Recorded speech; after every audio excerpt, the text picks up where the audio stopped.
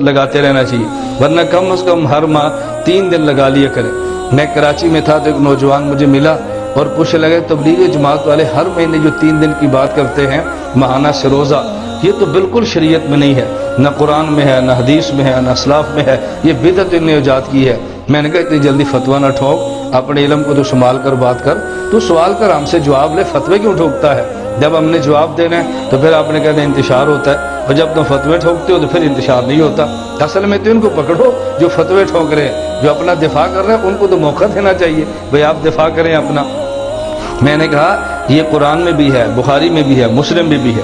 مجھے کہتا ہے ان کے تو، میں نے کہا ان کتابوں میں ہے، کہتے ہیں سروزہ، میں نے کہا جی ہاں سروزہ، مجھے کہتے ہیں جی کہاں لکھا ہے؟ میں نے کہا رسول اللہ صلی اللہ علیہ وسلم عرش پہ گئے، 50 نمازیں ملی، رستے موسیٰ علیہ السلام ملے تو انہوں نے کہا حضور کام کروا لیں، یہ قوم نہیں پڑھے گی۔ حضور صلی اللہ علیہ وسلم 45 کروا لی، کہا کتنی ہے؟ کہا جی 45 کا 45 بھی نہیں پڑھیں گے۔ رسول اللہ صلی اللہ علیہ وسلم پھر گزارش کی تو 40 رہ گئی۔ یہ تو آپ نے حدیث سنی ہے نا، بالآخر 5 نمازیں رہ گئی تو حضرت رسول اللہ صلی اللہ علیہ وسلم پر وحی آئی، آپ کی امت 5 نمازیں پڑھے گی، اجر 50 کا ملے گا۔ نمازیں 5 پڑھے گی، اجر 50 کا ملے گا۔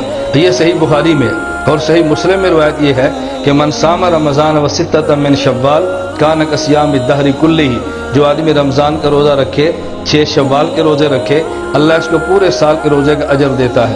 تو 5 نمازوں پر 50 کا اجر، رمضان اور 6 شوال کے روزوں پہ پورے سال کا اجر، یہ کیوں ملتا ہے؟ اس کی دلیل قرآن کریم میں ہے، من جاء بالحسنۃ فلہ عشر امثالھا، کہ جو آدمی ایک عمل اچھا کرے اللہ اس کو 10 کا اجر دیتے ہیں۔ میں نے کہا قرآن اور بخاری اور مسلم میں نے پیش کر دی ہے؟ مجھے کہتے ہیں جی ہاں۔ میں نے کہا استدلال سنیں، قرآن کریم میں ادو دعوت دو، بلغ تبلیغ کرو، اور قرآن کریم میں ولتکم منکم امۃ یدعون، قرآن کریم میں ہے قل ھذہ سبیلی ادعو، میں نے کہا قرآن میں ہے، لیکن قرآن نے وقت کا تعین نہیں کیا، کتنی دعوت دو، دین کی طرف کتنا بلاؤ، تعین تو کیا نہیں ہے نا۔ اب ہمارے اکابر نے مشورہ کیا، اس نے شادی بھی کرنی ہے، کاروبار بھی کرنا ہے، دکان پر بھی جانا ہے، دفتر بھی جانا ہے، زمین پر بھی جانا ہے، ہل چلانے ہیں، سارے کام کرنے ہیں، اور اس نے دین کی بات بھی کہنی ہے۔ ایسی ترتیب بناؤ کہ جس سے پوری زندگی دین پر دعوت دینے کا اس کو اجر ملے۔ تو اس کا طریقہ کیا ہے؟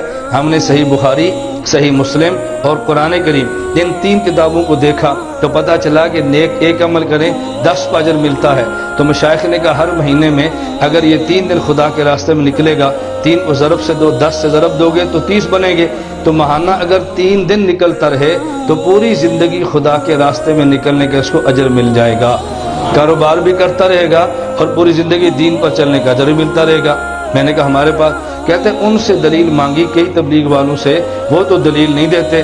میں نے کہا ان کا کام دلیل ہے ہی نہیں، ان کا کام فضائل ہیں، ہمارا کام دلائل ہے۔ فضائل ان سے لو اور دلائل ہم سے لو، انشاءاللہ تمہیں کبھی الجھن نہیں ہوگی۔